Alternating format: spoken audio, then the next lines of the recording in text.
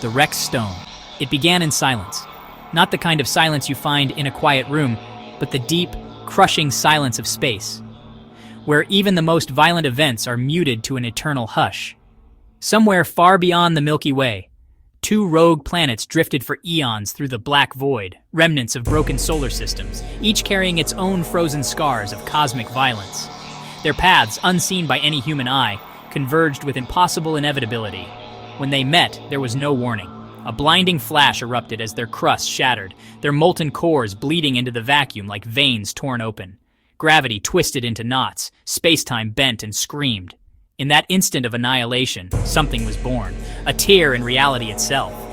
The wound in the universe was small at first, barely larger than a grain of sand, but it was hungry. It grew, stretching into a swirling black vortex, a temporal singularity, a black hole not of mass, but of time. Within its spinning throat, fragments of both planets were swallowed, compressed, and changed. One fragment was unlike the rest, a chunk of obsidian-like crystal, pulsating faintly with a light that seemed older than the stars. It would come to be known much later as the wrecked stone.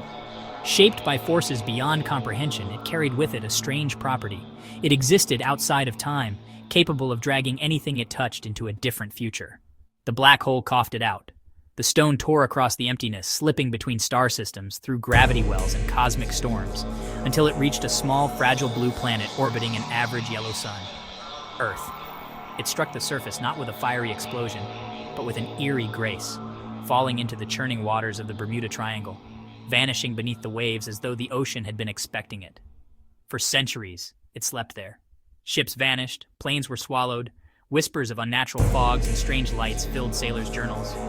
No one knew that deep beneath the waves, on an uncharted island cloaked in perpetual mist, the wrecked stone sat atop an altar of black rock, waiting. One storm-heavy afternoon in the late 21st century, a luxury cruise ship named Elysium Dawn cut across the Atlantic on a route that brushed dangerously close to the Triangle. On board were nearly 1,000 souls, tourists, crew, and a small handful of strangers whose destinies were already bound to the stone. They didn't know each other yet. They would soon. It began with the weather turning wrong. Not bad, just wrong. The sky darkened without clouds. The wind was warm but carried the smell of something metallic, almost like blood. The water shifted from deep blue to a strange, glassy black. The ship's instruments went wild, compasses spun, GPS screens blinked and died, radios hissed with a language no one recognized. Then came the mist. It rose from the water, swallowing the horizon, thick as smoke and colder than ice. Crew members rushed to secure the deck, but within minutes, visibility dropped to less than a meter. Somewhere deep in the fog, a sound began, a low, pulsating hum, almost like a heartbeat. The captain tried to turn the vessel, but the engines refused to obey. The ship drifted, drawn toward a point no one could see. And then, the fog thinned just enough to reveal a jagged outline ahead. An island. It wasn't on any chart. The Elysium Dawn scraped against a shallow reef, the hull groaning as though the island itself was trying to keep them there. The mist parted in ragged swirls, revealing black cliffs slick with rain and streaked with strange white veins that pulsed faintly, as if the rock were alive. No birds, no waves against the shore. The silence was wrong here. The captain dropped anchor, though none of the crew could explain why. They were all gripped by a strange, almost magnetic pull toward the island. Within an hour, a group of 7 passengers and 2 crew members boarded lifeboats and rowed to shore, compelled by an unspoken urge to see what lay beyond the cliffs. They were 1. Dr. Elias Warren, a historian obsessed with maritime disappearances, secretly hoping to find evidence of lost civilizations. 2. Marina Cruz, a deep-sea diver from Puerto Rico, hired to lead tourist expeditions with a deep fear of drowning. 3. James Jim Carter, an ex-Navy engineer trying to escape his past. 4. Yuri Volkov, a Russian tech entrepreneur with a fascination for fringe science and quantum physics. 5. Amira Hassan, an Egyptian archaeologist whose research had hinted at ancient alien artifacts. 6. Caleb Price, a photojournalist chasing supernatural legends for his blog. 7. Sophie Leclerc, a French violinist traveling alone after a personal tragedy. 8. Officer Daniel Reyes, ship's security, level-headed but deeply superstitious. 9. Lena Moore, ship's medic, curious but skeptical. The beach was black sand, cold beneath their feet despite the humid air. Inland, a dense jungle loomed, its trees twisted unnaturally, their leaves a deep crimson instead of green. The hum they'd heard on the ship grew louder here, vibrating in their chests. They followed it. After hours of pushing through tangled vines and mud, they reached a clearing. and froze.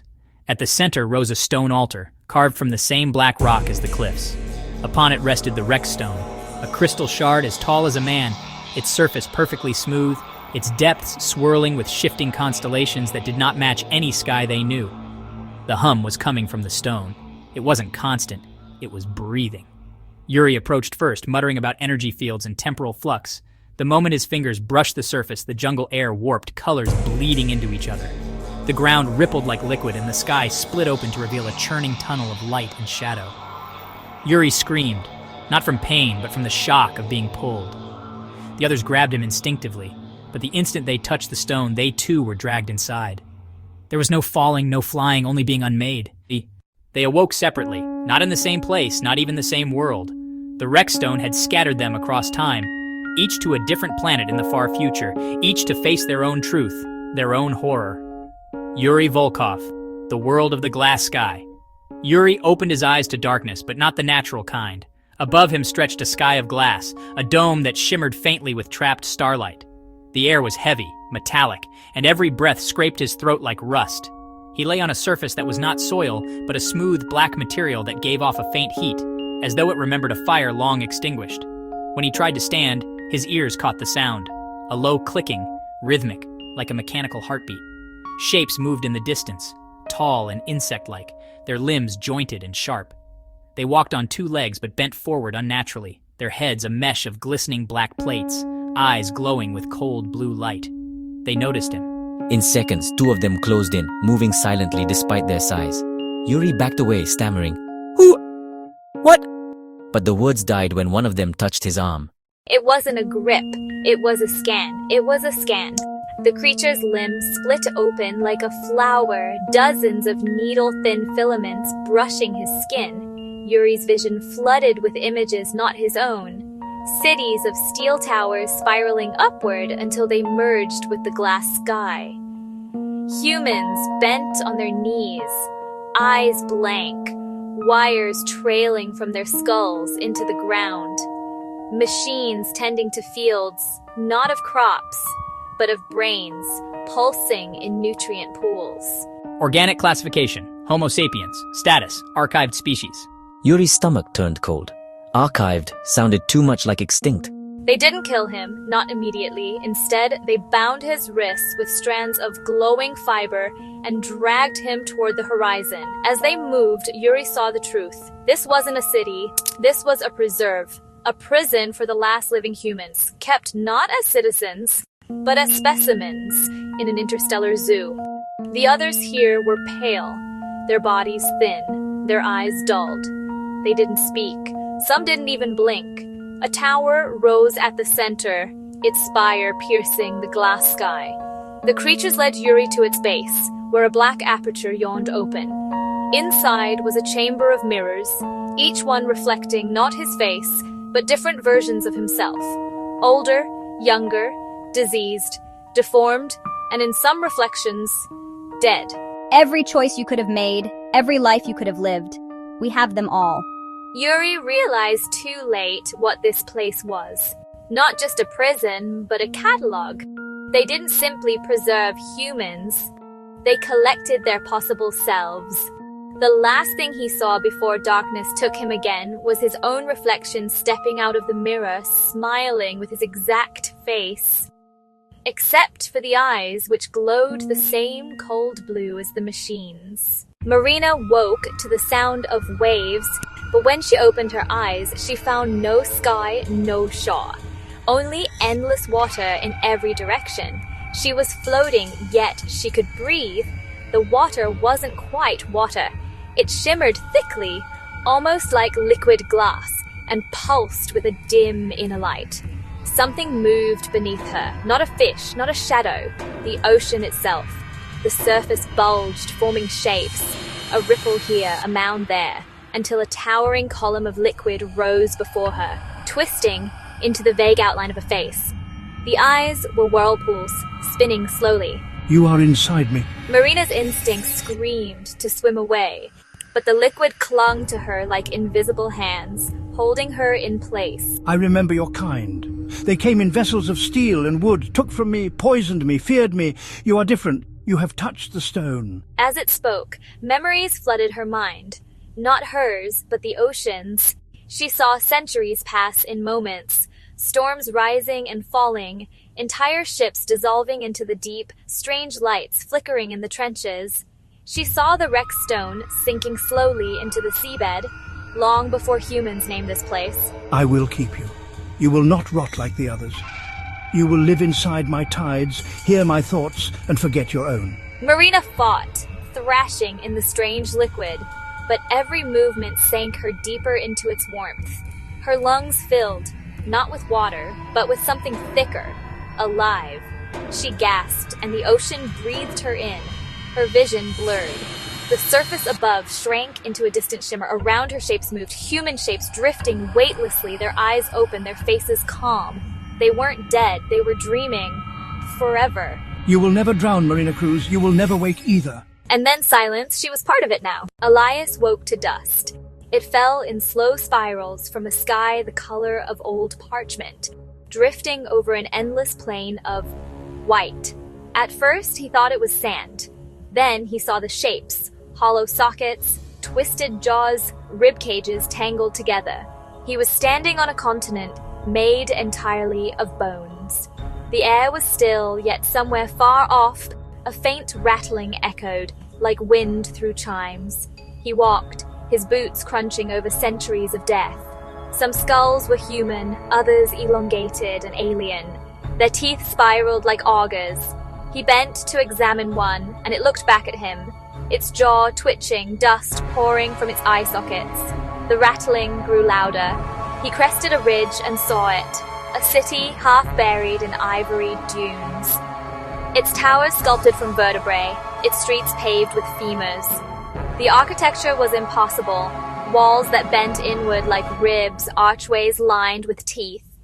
At the city's heart stood a black obelisk. Even from here, Elias knew what it was, the wreckstone. It pulsed faintly, and with each pulse, the bones around it shifted and stood. They weren't alive in any human sense. They moved like marionettes without strings, their joints grinding, their skulls snapping toward him in unison. They carried no weapons, yet their mere presence made his stomach twist with instinctive dread. The Keeper returns. I'm not... But the bone figures didn't hear him or didn't care. They parted, making a path straight to the obelisk. The hum of the stone was louder now, vibrating in his teeth, in his bones. He reached out, not because he wanted to, but because something inside him did. The moment his fingers touched it, visions tore through him. He saw the planets colliding, the black hole forming, the stone falling into the Bermuda Triangle. And then something else. He saw all of them. Yuri in the glass sky prison, Marina in the living ocean, Sophie, Caleb, Amira, the others, scattered across strange futures, trapped in alien horrors. Time is not a river. It is a bone. We carve it. Elias understood in some deep, wordless way that he could leave this place, that he could even bring them all back. But he also knew the price. He would not return as himself. He would become the keeper the bone creatures believed him to be, bound to the stone, guide lost travelers into its grasp for all eternity. The rattling surrounded him now. Hundreds of skeletal forms knelt in the dust. Elias placed his hand firmly on the stone and smiled. The Elysium Dawn was found years later, drifting empty in calm waters. Its lifeboats gone. No signs of struggle, no signs of life. The logs ended abruptly, the last entry written in a shaking hand. The mist has opened. We see the island now, and somewhere far beyond the reach of human maps, the wrecked stone waited, humming softly. The wrecked stone still waits, humming in the dark, perhaps for you to find it next. If you enjoyed this story, don't forget to subscribe to the channel and join our growing community of explorers. Your support means the world. And if you'd like to help us bring more tales like this to life, you can support us directly on Ko-fi. Until the next story, Keep your eyes on the mist.